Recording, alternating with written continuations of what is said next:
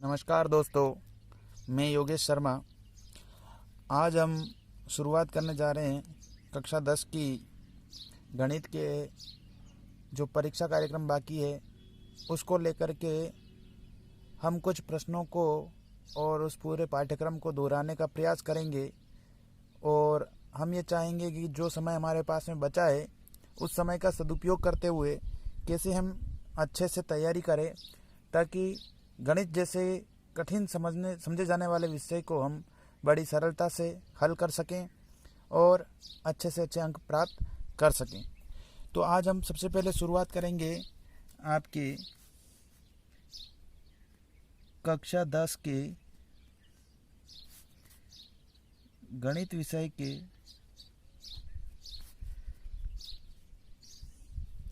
जो आपका प्रथम पाठ है या प्रश्नावली 1 है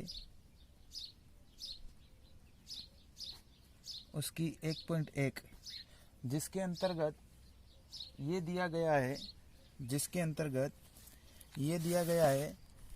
कि वैदिक गणित द्वारा हमें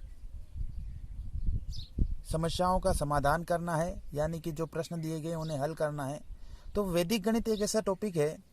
सबसे पहले तो वैदिक गणित के बारे में आपको ये ध्यान रखना है कि इसका जो प्रारंभ है वो आचार्य भारती कृष्ण तीर्थ से माना जाता है। और वैदिक गणित एक ऐसा विषय है जिसको अच्छे से अभ्यास कर लेने के बाद में हम गणित की बड़ी से बड़ी समस्या को बड़ी आसानी से हल कर सकते हैं, किंतु इसको जब तक समझाना जाए हमारे लिए बहुत ही जटिल है। हम इसको आज बड़े अच्छे से समझने का प्रयास करेंगे। देखिए, आप पहला चैप्टर का आपके नाम है वैदिक गणित। अब आप देखिए, वैदिक गणित को समझने के लिए इसके अंदर कुछ सूत्र दिए गए। क्या दिए गए हैं? सूत्र एक प्रकार से नियम होते हैं। उन सूत्रों या नियमों को हम समझ लेते हैं तो हमारी समस्याएं एक तरह से आधी हल हो जाती है। इसके अंतर्गत एक सूत्र आता है। सबसे पहले सूत्र एकाधिकेन। कौन सा आता है? सूत्र एकाधिकेन। अब आप समझिए, सूत्र एकाधिकेन का अर्थ क्या होता है, आशय क्या होता है। शब्द को समझने का प्रयास करेंगे। एकाधिकेन यानी एक अधिक है। क्या है? एक अधिक है। यानी कि हमें यहाँ कह दिया, यहाँ 6 लिखे हुए हैं और 6 का एकाधिकेन कितना होगा। तो देखो, एकाधिकेन का एक चिन्ह होता है, इसके ऊपर बिंदी लगा दी जाती है और इसको हम कहेंगे एकाधिकेन। और 6 का एकाधिकेन कितना हो जाएगा? 7। कितना हो जाएगा? 7। उसी प्रकार इसका एक और सूत्र है जिसे हम कहेंगे सूत्र एकाधिकेन पूर्वेण। क्या आएगा? सूत्र एकाधिकेन पूर्वेण। देखिए, यहाँ पर जो पूर्वेण शब्द आया है, कौन सा शब्द आया है? पूर्वेण। इसमें क्या हुआ है कि एकाधिकेन तो बताना है लेकिन हमें पूर्व वाली संख्या का बताना है। अब आप कई बार कंफ्यूज हो जाते हैं यहाँ पर कि ये एकाधिकेन पूर्वेण क्या होता है। तो जब मान लो यहाँ पर मैंने 17 लिख रखा है। कितना लिख रखा है? 17। अब मुझे कह दिया गया है कि एकाधिकेन बताइए। अब मैं किसका एकाधिकेन बताऊं? 7 का बताऊं या 1 का बताऊं? तो यहाँ पर यह भी बताया गया है कि हमें कौन सी वाली संख्या का एकाधिकेन बताना है। तो यहाँ पर सूत्र एकाधिकेन पूर्वेण यानी पूर्व वाली संख्या का। अब पूर्व वाली संख्या कौन सी? तो देखो, संख्या इसमें 2 है। ये है पर संख्या और ये है पूर्व। कौन सी है? पूर्व। और इसका एकाधिकेन कितना हो जाएगा? 2 ऊपर से कितना है? 7। तो ये हो जाएगा आपका 27। समझ में आ गई बात? यानी कि सूत्र एकाधिकेन पूर्वेण का मतलब हो गया आगे वाली संख्या का एक अधिक। ठीक है, आगे बढ़ते हैं। आगे एक सूत्र आता है एक न्यूनेन। क्या आता है? सूत्र एक न्यूनेन। अब आप आगे देखिए, एक न्यूनेन से आशय क्या है। जैसे मान लो यहाँ पर 8 लिखे हुए हैं और इसका एक न्यूनेन बताना है। तो 8 का एक न्यूनेन कितना होगा? न्यून का अर्थ होता है कम, और कितना कम? 1 कम। तो 8 से 1 कम कितना हो जाएगा? 7। ठीक है, उसी प्रकार जब यहाँ कह दिया जाए एक न्यूनेन पूर्वेण, एक न्यूनन पूर्वेण। इसका आशय क्या हो गया हमारे लिए, इसका आशय क्या हो गया हमारे लिए, एक न्यूनन पूर्वेण से क्या आशय हो गया कि एक कम तो है, एक कम तो है, पर कौन सी संख्या से कम है। तो आप यहाँ देखिए, जैसे मैंने यहाँ लिख दिया 29। अब मुझे बताना है कि एक न्यूनन पूर्वेण, इसमें वही जो हमने यहाँ पर किया था उसी प्रकार यहाँ ज़्यादा किया था या कम करना है। तो पूर्वेण का अर्थ पूर्व वाली संख्या का एक कम, तो इसका एक कम कितना हो जाएगा हमारे यहाँ पर 1, और 9 का कितना आ जाएगा 9।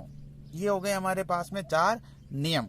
अब हम आगे बढ़ते हैं, एक चीज़ और आती है, वो है परम मित्र अंक। परम मित्र अंक किसे कहते हैं, जब दो अंकों की जोड़, परम मित्र अंक किसे कहते हैं, जब दो अंकों की जोड़ आपस में, दो अंकों की जोड़ आपस में कितनी आ जाए 10 आ जाए। जैसे मैं ये कह दूं कि 3 + 7 कितना होता है 10, तो 3 का परम मित्र अंक कितना 7, 7 का परम मित्र अंक कितना 3। उसी प्रकार जब अगर मैं कह दूं कि 4 + 6 यानी कि 4 का परम मित्र अंक कितना 6, 6 का परम मित्र अंक कितना 4। तो ये इस प्रकार से हमें इस बात को समझना है। जैसे कोई कहते 10 का परम मित्र अंक कितना, तो 0, क्योंकि 10 में जब 0 जोड़ते हैं तो हमारे पास में 10 प्राप्त होता है। तो ये एक दूसरे के परम मित्र अंक हो जाएंगे और ये सारी बातें हमारे आगे काम आएगी। देखिए मित्रों, बड़े ध्यान से पढ़ेंगे तो हमारे सवाल भी बड़ी आसानी से हो जाएंगे। अब इसमें आपके प्रश्नावली 1.1 का पहला सवाल है, शून्यान्त संख्या विधि से योग कीजिए। योग करना है शून्यान्त संख्या विधि से। शून्यान्त संख्या विधि क्या होती है ये विधि, शब्द से स्पष्ट है शून्यान्त। जब भी शून्य आ जाए तो हमें वहां पर अंत करना है और वापस नए सिरे से शुरुआत करनी है। इसमें संख्या लिखी हुई है 32 97 36, 32 97 36, 46 57 28, ये 46 57 28। फिर लिखा है 62 39 99, 62 39 99। फिर लिखा है 55 43 21, फिर लिखा है 55 43 और 21। अब हमें इसको जोड़ करनी है शून्यान्त संख्या विधि। ये आपके प्रश्नावली 1.1 के पहले का दूसरा सवाल है। देखिए कैसे करते हैं। जब भी शून्य आएगा तो हमें वहां पर उसको अंत करना है और फिर आगे बढ़ना है। यह है 6 है, यह है 4 है। 6 और 4 को जोड़ेंगे, 8 है। 6 और 8 को जोड़ेंगे तो कितना हो जाएगा, 8 और 6 14, कितना हो जाएगा 14। अब देखो ये इसमें कहीं शून्य आता है क्या, तो हाँ 10 में शून्य आता है, तो ये 10 से ज़्यादा हो गई, तो इसमें से 10 घटाएंगे और 10 घटाने के कारण हम इस पर एकाधिक लगाएंगे, क्योंकि इस संख्या को जोड़ने पर 8 और 6 को जोड़ने पर 14 आया, 14 में से 10 घटा दिया, एकाधिक यहाँ लगा दिया। अब मेरे पास बच गए 4, 4 में 9 जोड़ो, कितना हो गया 13 हो गया। 13 में से फिर 10 घटा दो और इसके पास वाली संख्या पर एकाधिक लगा दो। अब मेरे पास में कितने बच गए यहाँ पर, देखिए 3, कितने बचे 3। अब मेरे को 3 को 1 जोड़ना है, तो 3 और 1 कितना हो गया 4, कितना हो गया 4। अब यही प्रक्रिया आगे करेंगे हम। ये देखिए 3 और 2 के ऊपर एक बिंदी दी, कितना हो गया 3, 3 और 3 कितना हो गया 6, 6 और 9 नहीं, इसके ऊपर एक बिंदी, इसका मतलब कितना हो गया 10। तो 9 और 1 10, 10 और 6 16, 16 का वापस हम 10 से ज़्यादा हो गया तो इसके ऊपर एक बिंदी लगा देंगे, कितने बच जाएंगे हमारे पास में 6। ये बिंदी को कहते हैं एकाधिक। अब 6 और 2 कितने हो गए 8। फिर आगे बढ़ेंगे 7 और 7 14, फिर वही प्रक्रिया, इसके ऊपर एकाधिक लगा देंगे, यहाँ से बचेंगे 4, 10 और 4 14, वापस ज़्यादा हो गए, इस पर एकाधिक लगेंगे, फिर बचेंगे 4, 4 और 3 कितना हो गया 7, वापस आगे 9 और ये 6 15, ज़्यादा हो गया, फिर बचेगा यहाँ पे 5, 5 और ये कितना है 3 के ऊपर एक बिंदी है तो कितना हो गया 4। तो ये हो गया आपके पास 5 और 4 9, 9 और 4 कितना हो गया 13, कितना हो गया 13, इस पर एकाधिक। अब ये 2 ये 6 नहीं, इसके ऊपर एक बिंदी है तो एकाधिक है तो 7 हो गया। तो 6 7 और 2 9, 9 और 3 12, इस पर एकाधिक लगा देंगे, 2 बचेगा, 5 और 2 कितना हो जाएगा 7, और ये हो गया आपका 3 और 4 7, 7 और 7 14 हो गया। तो इस पर एक 0 लगा करके एकाधिक लगा देंगे, फिर बचेगा 4 और 5 9, और इधर बचा आपका 1। तो ये आपका उत्तर आ जाएगा। इसी प्रकार हम आगे बढ़ेंगे वैदिक विधि से व्यकलन कीजिए। देखिए, ऐसे शब्द सुनकर के घबराना नहीं है, इसका अर्थ होता है, व्यकलन का अर्थ होता है घटाना। क्या होता है? घटाना। अब वैदिक विधि से हमें घटाना है, कैसे घटाएंगे देखिए सवाल को आप। यहाँ पर लिखा है 9 8 3 5 6 7 0 4, फिर लिखा है 6 7। इसको हमें वैदिक विधि से घटाना है। तो अब आपके यहाँ पर ये परम मित्र अंक काम आएंगे, कैसे हम वैदिक विधि से घटाएंगे। देखिए 6 में से 7 जाते क्या? नहीं जाते हैं। तो आप कहेंगे जाते सर, हम इधर से उधार लेकर के घटा सकते हैं, तो 16 हो जाएंगी, फिर घटा देंगे। हमें ऐसा नहीं करना है, यहाँ पर हमें वैदिक विधि से करना है। इसलिए ध्यान रखना है कि 7 का परम मित्र अंक कितना होता है। देखो मैंने यहाँ बताया है 3। अब 7 का परम मित्र अंक होता है वो ऊपर वाली संख्या में जोड़ देना है। तो 6 और 3 कितना हो गया 9, और पड़ोस वाली संख्या पर एकाधिक लगा देना है। अब ये कितना हो गया 7। अब 5 में से 7 जाता है क्या? नहीं। तो 7 का परम मित्र अंक कितना होता है? 3 होता है। ऊपर वाली संख्या में जोड़ दो, 5 और 3 कितना हो गया 8, इस पर एकाधिक लगा दो। अब देखो ये 4 की जगह कितना हो गया 5। 3 में से 5 जाता है क्या? नहीं। 5 का परम मित्र अंक कितना होता है 5, तो ऊपर वाली संख्या में जोड़ दो, 5 और 3 कितना हो गया 8। फिर हम क्या करेंगे, यहाँ पर इस 0 के ऊपर एकाधिक लगा देंगे। अब मुझे बताओ 8 में से 1 जाता है, कितना बचता है 7। फिर हमारे यहाँ पर कितने हैं 9, 9 में से 7 गया, कितना बचा 2। ये हो गया। अब इसमें हमें गुणा करना है सूत्र एकाधिकेन पूर्वेण द्वारा।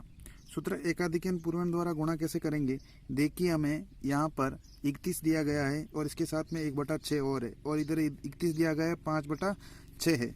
तो अब अपन यहाँ पर लिखेंगे 31 सही 1/6 गुणा 31 सही 5/6। अब आप देखिए कैसे हम इसको करेंगे। 31 तो है ही है ये। अब 31 का एक ज़्यादा, क्योंकि एकाधिकेन पूर्वेण का है। अब देखो 2 संख्या, एक ये और ये। 31 और 1/6 में पूर्व वाली संख्या कौन सी? ये 31। आगे वाले उदाहरण में मैंने आपको बताया था कि पूर्व वाली संख्या कौन सी।